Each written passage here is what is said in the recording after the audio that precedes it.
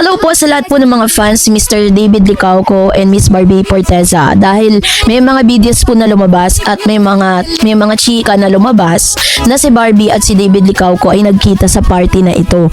So yan ang pag-uusapan natin. But before that, you haven't subscribed yet. Forteza. If you remember, one of the videos na ipinost po natin sa ating pong channel, no, patungkol po dun sa hindi raw di umano, no, lumitaw, wala daw si Miss Barbie Forteza dun po sa party na inorganize sa mga barda. Pero may mga nagbalita at may mga nagsabi na nandun daw si Barbie humabol, no? Pero dun po sa ano na yun, dun po sa video na yon is meron po mga videos na nagkakalat doon na parang si Mr. David Licauco ay walang ibang binabanggit kundi ang barda. Ito, panoorin natin.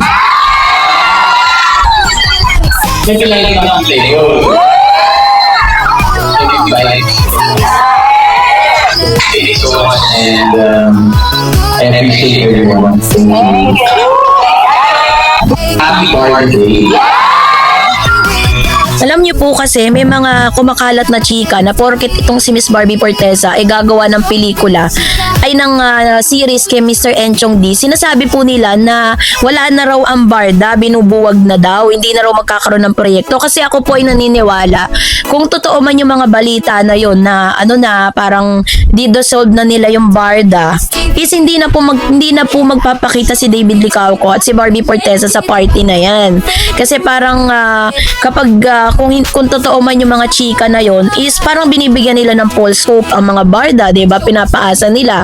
So ako po ay naniniwala na yun ay parte lamang ng kanilang career growth, na magkaroon sila ng mga solo era, mga solo projects na hindi sila magkasama. Kasi katulad po ng sinasabi ng ilang mga showbiz insiders na hindi naman po pwedeng palaging silang dalawa lang yung magkasama sa mga projects, kasi pagsasawaan sila.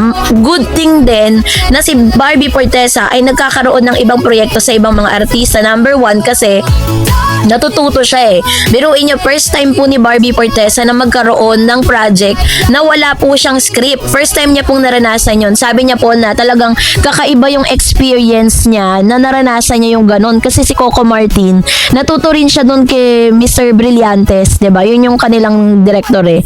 Na talagang yung kanyang Batang Quiapo, kung gaano ka-successful yun. Lahat po ng mga nangyayari doon ay wala po silang binibigay na script. So bibigay lang nila yung pinaka storyline, pero yung aktor na mismo, yung artista na mismo ang gagawa ng sarili niyang script kung paano siya magre-react sa sitwasyon. Ganun yung nangyayari doon. Kaya yun yung pinaka magandang nangyayari ngayon kay Barbie. Tapos nakakatrabaho niya pa yung magagaling na mga premyadong mga actors and actresses sa showbiz. Ibig sabihin, pag nakakatrabaho mo yan, may matututunan ka, may makukuha ka out of it. Meron kang parang babaunin, no, sa mga susunod na proyekto mo. Ngayon naman si Mr. Enchong D naman yung kanyang kasama. Isa rin sa masasabi nating magaling na aktor. Pero kung sa kasikatan, kung pagbabasihan natin dun sa kasikatan, mas sikat si Barbie kay Enchong, kasi ang dami nang napatunayan ni Barbie. Pero si Enchong D kasi parang minsan lang siya nabigyan ng karakter na siya ang bida, kasama niya si Erich. Kaso nga lang, yun hindi nagtagal yung kanilang love team eh. Parang nagpakasal na si Erich, ganun. Hanggang sa naiwan na si Enchong, parang nag-husos na lang siya, ganun na yung nangyari sa kanya. At ngayon, binigyan muli ng pagkakataon si Enchong D na makasama naman si Barbie Forteza. Marami namang natuwa kasi parang napakaganda naman din ng talagang tambalan nilang dalawa, no? At ngayon, ito naman si Mr.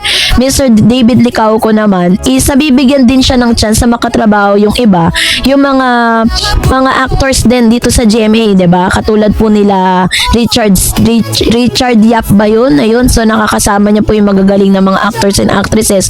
At doon mas na-enhance din po yung kanyang confident, na-enhance yung kanyang pag-arte, 'di ba? Mas gagaling pa siya kasi magaling na siya dun sa huling serye nila na Pulang Araw eh. Kasama niya si Barbie, 'di ba? Ang galing-galing niya doon.